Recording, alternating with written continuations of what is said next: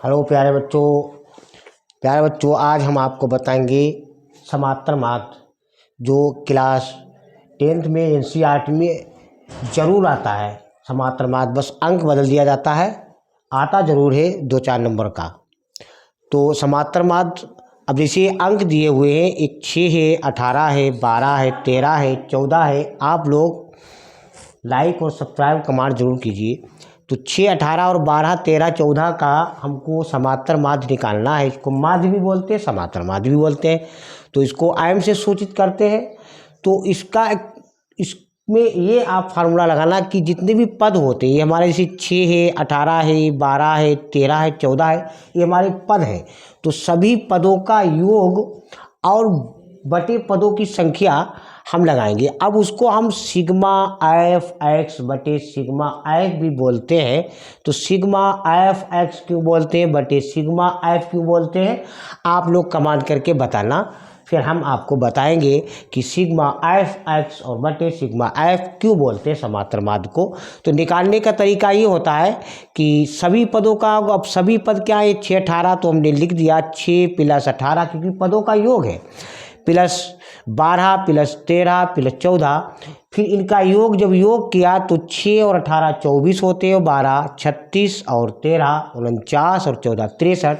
और बटे पदों की संख्या यानी सिग्मा एफ, ये सिग्मा एफ एक्स है तो सारे पदों को समेटे हुए है, इसीलिए सभी पदों का योग हो गया।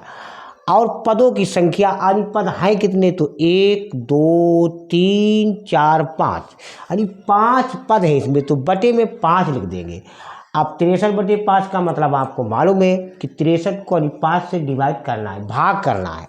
तो इसको हम भाग करके अलग देख लेते हैं। जिससे यहाँ पर हम भाग कर रहे हैं तो 63 हमने अंदर लिख लिया और 5 बार, क्योंकि 63 सभी पदों का योग है और 5 हमारी पदों की संख्या है। तो 5 यानी 6 से ज़्यादा पहाड़ा नहीं होना चाहिए, तो इसलिए 5 × 5 और बटा 1 शेष बचा, इसलिए 3 उतार लिए। तो 5 दूनी 10, 5 या 15 ज़्यादा हो जाएंगे, या 3 कम है, या दशमलव, या 6, तो 5 × 30।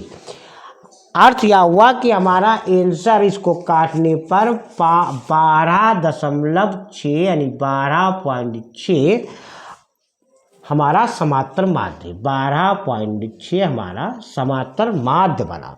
तो कोई भी संख्या हो आप इसी तरीके से निकालेंगे कि सभी संख्याओं का यानी पदों का योग कर देंगे और सिग्मा एफ एक्स से सूत्र बन जाता है बटे सिग्मा एफ यानी पदों की संख्या।